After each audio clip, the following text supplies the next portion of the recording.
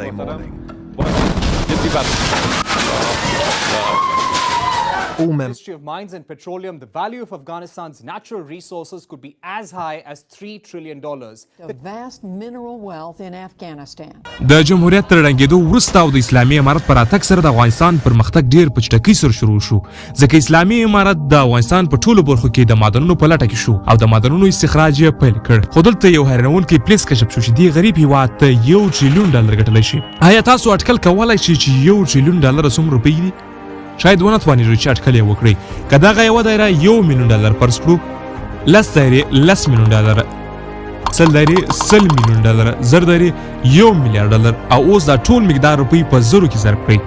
یعنی $1 میلیارډ $1 تریلیون روپۍ کېږي او د افغانستان اقتصاد د جمهوریت په وخت کې تقریبا $9 میلیارډ یا یو څه کم زیات وو خو دا پیسې د هغه مقدار تقریبا 10 برابره دي لکه څنګه چې عرب د تیلو په لاسته راوړلو مینران شول افغانان به د لیتیوم په لاسته راوړلو مینران شي خو لیتیوم دومره ارزښت لري په دې ویډیو کې به پوه شئ پښتو اکاډمي چینل سبسکرایب کړئ او دا ویډیو د هغه افغانانو سره شریک کړئ چې له هیواد څخه د باندې وتل او یا اوس اراده لري چې ووځي تاسو که د هرې کمپنۍ موبایل کاروئ هر موډل چې وي د هغې بیټرۍ به خامخا له لیتیوم څخه جوړ شوې وي یا به لیتیوم آیون بیټرۍ وي یا هم لیتیوم پولیمر بیټرۍ په اوس وخت کې چې کوم برقي موټرونه جوړیږي په ټولو کې لیتیم کارول کیږي دا ځکه چې لیتیمي بیټرۍ تر تیزابي بیټریو ډیر وخت کار کوي وزن یې تر تیزابي بیټریو کم او له تیزابي بیټریو ګټور دي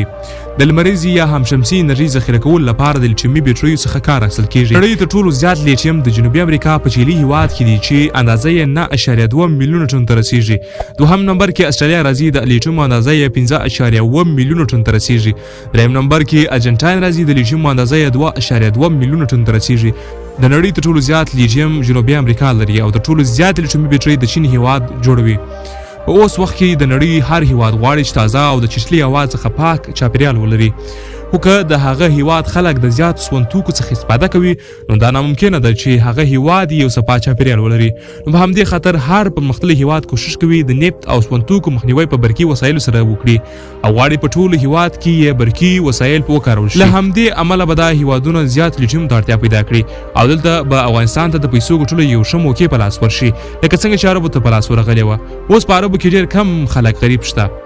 خو ډېری عرب د ډېرو پیسو او شتمنۍ خاوندان دي که چیرې موږ د عربو تاریخ مطالعه کړو نو هغوی ډېر غریب او د کمزور اقتصاد خاوندان خو یو ورځ د هغوی بخت بدل شو او په خاورو کې د تیلو چینې پیدا شوې مګر یو ورځ به تیلو ته هیڅ هیواد اړتیا ونه لري بلکې هر هیواد به کوشش کوي چې خپل سیستم برق ته واړوي او دا به د افغانانو لپاره یو ژوند بدلونکی شیبه وي افغانان به د عربو سره سیالي کوي او د هغوی په څیر مال او جایداد به لري افغانستان یوازې لیتیم نه لري نور داسې ډېر معدنونه لري چې د ټولو ارزښت شاید 2 یا 3 تریلیون ته ورسیږي یو ښه خبر دا چې د افغانیو ارزښت به نور هم ډیر شي ځکه دلته به نور هیوادونه سرمایه گذاري کول ته چمتو شي د نفتو صادرات په دې هیواد څخه نور هیوادونو ته زیات شي نو له دې وجې به زموږ د روپیو ارزښت یو په 3 شي یا شاید تر دې هم ډیر یو خبره باید هیڅ کله هیر نه کړو ډیرې پیسې ډیر مشکلات هر څومره چې په افغانستان کې خزانه او معدنونه کشف کیږي په هماغه اندازه د افغانستان دشمنان زیاتېږي هغه په افغانستان کې دننه خاینین وي یا بهرني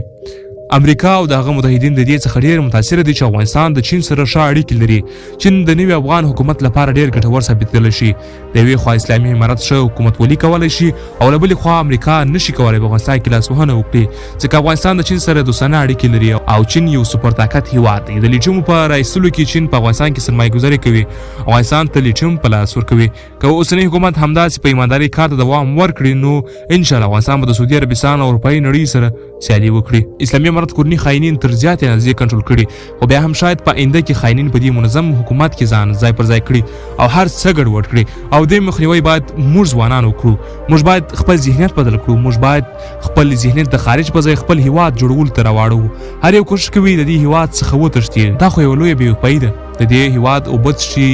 په دې هیواد کې لوی شوي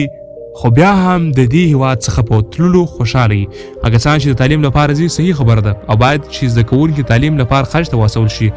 ځکه دوی به هلته یو نوی شی زده کړي او بیا به د خپل هیواد خلکو ته ورवښي موږ هم باید هستوي وسلې خطرناک پوځ او قوي تعلیمي سیستم ولرو راځئ دوستانو په ګډه سره خپل هیواد جوړ کړو دوستانو که ویډیو م خوښ شوی وي نو حتما شریک کړئ